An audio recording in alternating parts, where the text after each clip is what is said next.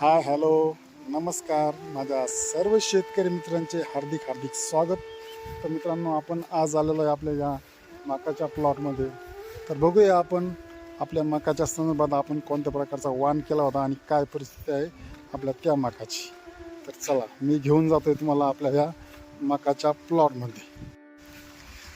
तर चला मित्रांनो, आपण आलेलो आहे आपल्या या मकाच्या प्लॉटमध्ये. तर तुम्हाला समोर दिसत असेल की मकाच्या प्लॉटला पाणी चालू आहे.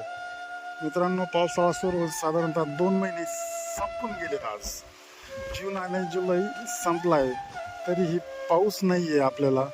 त्यामुळं आज मकाला सुद्धा पाणी देण्याची खूप गरज आहे. तर मित्रांनो, चला आपण आपल्या मकाचा प्लॉट बघूया. तर मित्रांनो, तुम्हाला मी दाखवतो, तुम्ही बघू शकता मका आपली कशी आहे ती.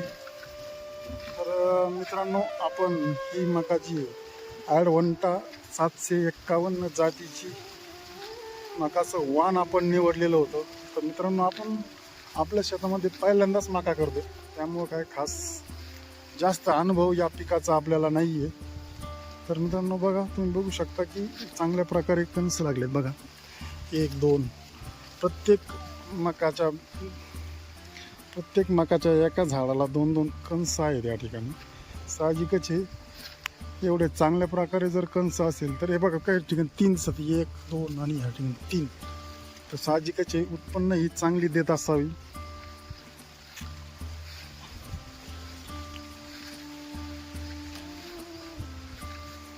तर तुम्ही बघू शकता बघा, हे असं मकाचा प्लॉट आहे. तर बरेचशा माझ्या शेतकरी मित्रांचं असं म्हणणं आहे की मकाच्या प्लॉटला डुकरं खूप त्रास देतात.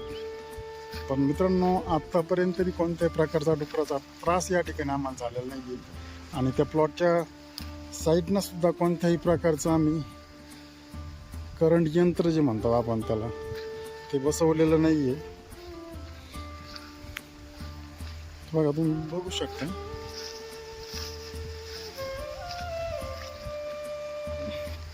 तर आपण ॲडव्हान्टा 751 जातीची निवड केली आहे. तर मित्रांनो, आपण जर या अगोदर कधी मका केलेली असेल तर मकाच्या संदर्भात काय काय अडचणी येतात, काय येत नाही, साधारणतः ॲडव्हान्टा 751चं एकरी ॲव्हरेज काय मिळतं आहे, आपल्याला काय मिळालं आहे, तर नक्कीच कमेंटमध्ये सांगा. आणि मकासाठी जे साईटनं डुकरं ताण देतात, त्रास देतात, त्या डुकरांसाठी काय काय उपाय करायला पाहिजे, काय उपाययोजना केल्या पाहिजे.